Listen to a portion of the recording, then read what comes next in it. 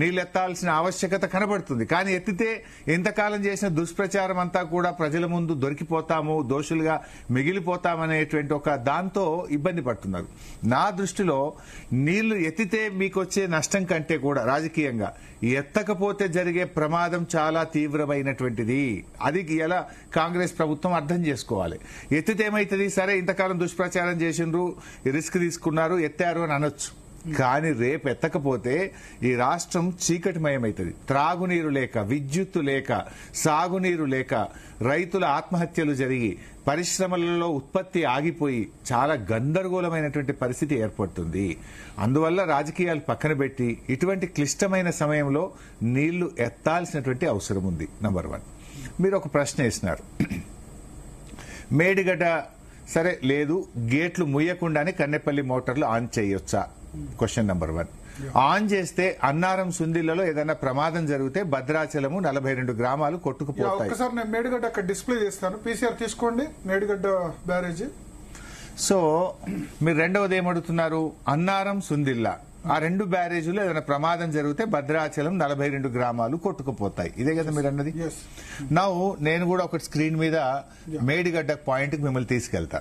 Medigadda barrage ఎక్కడుందో నేను మిమ్మల్ని అక్కడ తీసుకెళ్తా, లేదా మొత్తం స్క్రీన్ మీద అసలు కాళేశ్వరం ప్రాజెక్ట్ యొక్క సమాహారాన్ని ముందు మీకు చూపిస్తాను. Let us see Kaleshwaram project.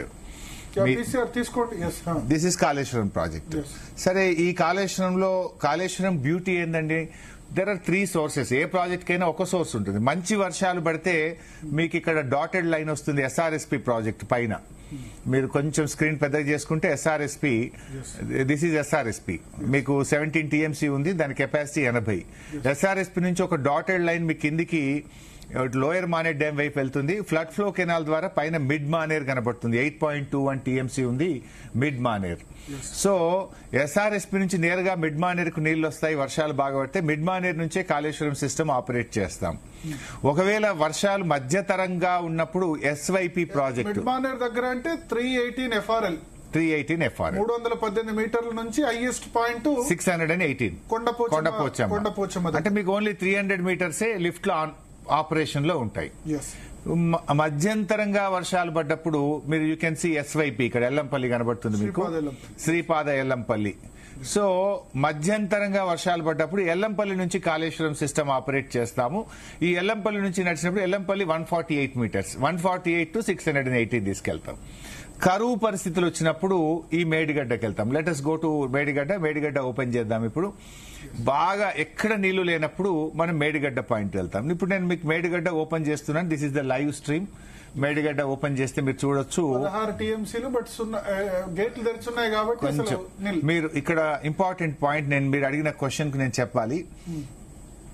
Medigadda barrage open చేసుకుంటే మీరు చూస్తే లాస్ట్ లైన్ మేడిగడ్డలో, మీరు కొంచెం కొద్దిగా జూమ్ చేయ బాబు. మన మేడిగడ్డలో చూస్తే last line highest out flow 28,67,000 కనబడుతుంది చూడండి మేడిగడ్డ పాయింట్ లో.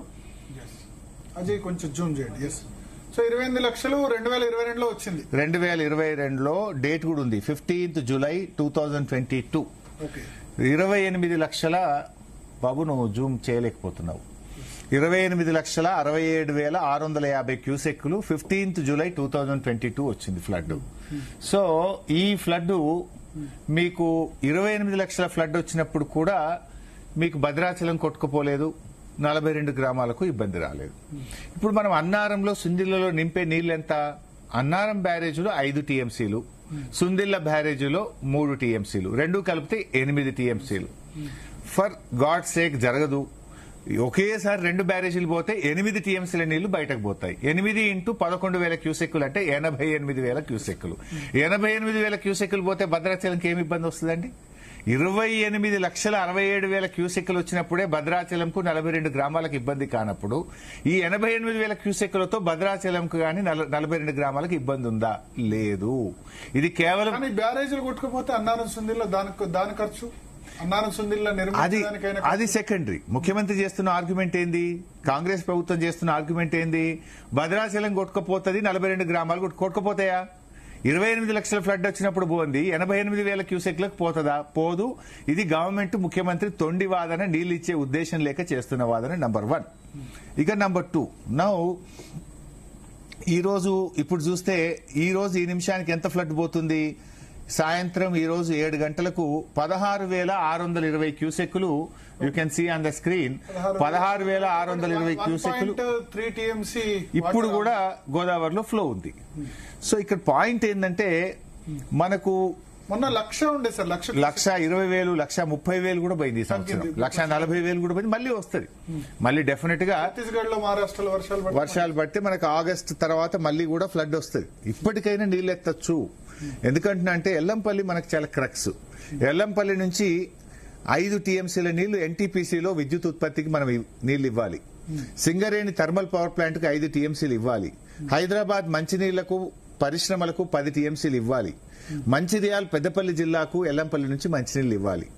వీటికి దేనికి నీళ్లు లేవు. ఈ రోజు ఎల్లంపల్లిలో ఎంత ఉందంటే ఫ్లడ్ మీరు చూస్తే వాటర్ అవైలబిలిటీ ఎల్లంపల్లిలో 7 టీఎంసీలు మాత్రమే ఉంది.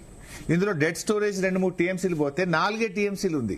ఈ 4 టీఎంసీలు కరెక్ట్ గా ఇదే కరువు పరిస్థితి ఉంటే నెల రోజుల్లో అయిపోతాయి, 1-2 నెలల్లో అయిపోతాయి. ఆ తర్వాత హైదరాబాద్ మంచినీళ్ళు ఏం కావాలి? ఎన్టీపీసీ సింగరేణి థర్మల్ విద్యుత్ ఉత్పత్తి ఏం కావాలి? పెద్ద